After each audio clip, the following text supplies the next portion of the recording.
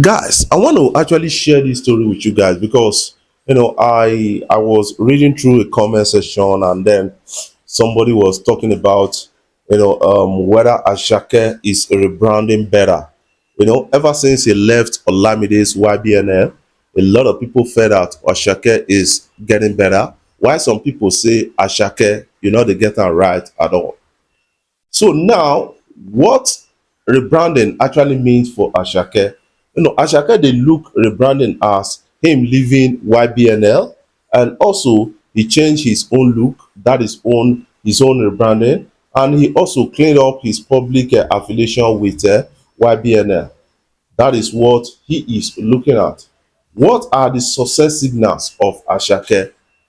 Wetin go make you say Asake don really succeed? That is something I'm really asking right now.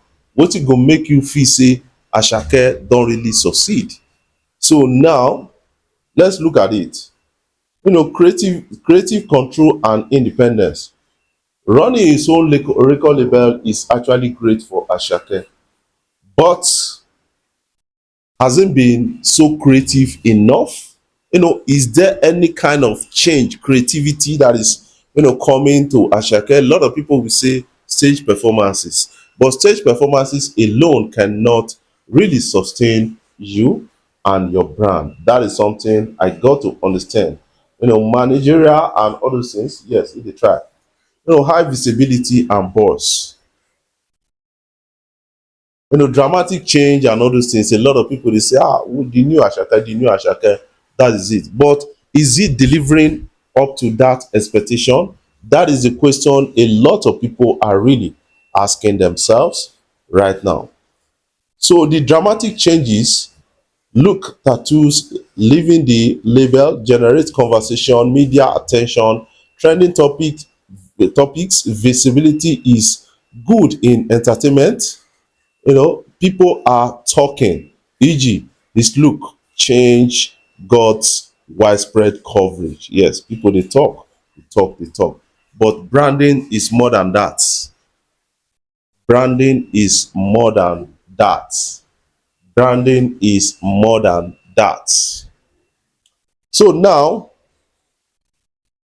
strong past foundation. Is Asake really leaving his past foundation behind? Because if you want to say Asake is rebranding better, he should be doing that in Africa, not in US, because the style of music for Asake not be the music wey US people dey really dey support like that. You can't compare the audience coverage of Tems to Asake. So Asake will sound more African audience and all those things, especially Nigerians and the rest, compared to terms. That is something you got to understand. So I think Asake will struggle with rebranding in US. That is something I feel, because Asake's collaboration and all those things, fan base, na Africa e dey, so especially the Yorubas. So now, maintaining tours and the rest is going to need a lot of money to do that, and is going to collaborate a lot to actually do that. But criticism and risk are really really at it. A lot of people are saying that fan backlash over look. Yes, a lot of people go say they not like Asake look, while some other person say they like in look, and that is what we are really getting right now. Drop the remote. So now, a lot of people go dey look am from that direction, but brand identity confusion is all over. That is when an artist shift looks, style, label, there is risk that part of what make them recognizable gets diluted if change is too sudden or seems to copy others.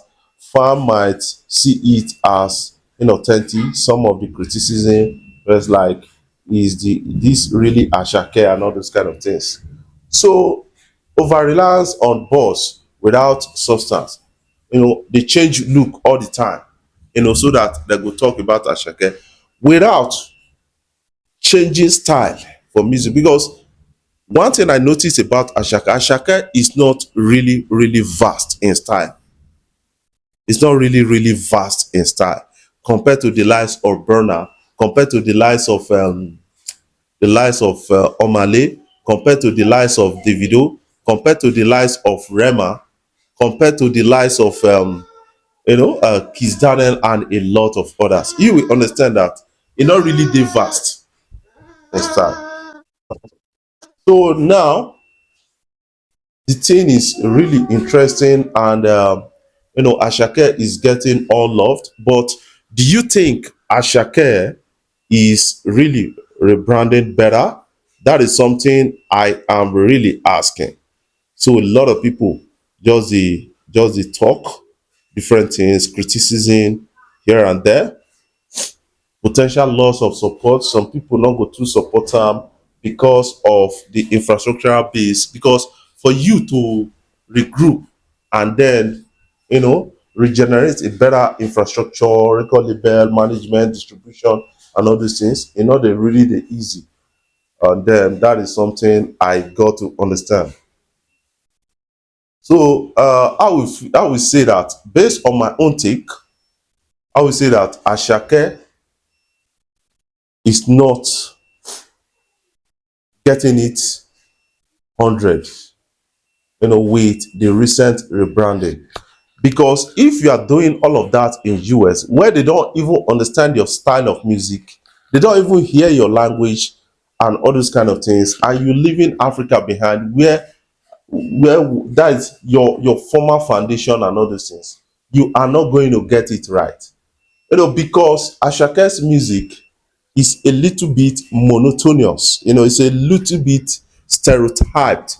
That is it, because of the range of audience for Ashake compared to some artists like Rema, compared to artists like Burner, compared to artists like Davido, Wizkid, and a lot of others. Ashake no really get that. It is because of the style of music, just like Shea Vibes. They have their own Fuji like sounds and all those things. So they're not too deep vast. So Fuji cannot thrive in US. It cannot thrive in US. It will thrive in Africa than in US. That is something Ashake needs to actually understand about that. So maybe he's starting a record label and all those things. Which artist he don't sign?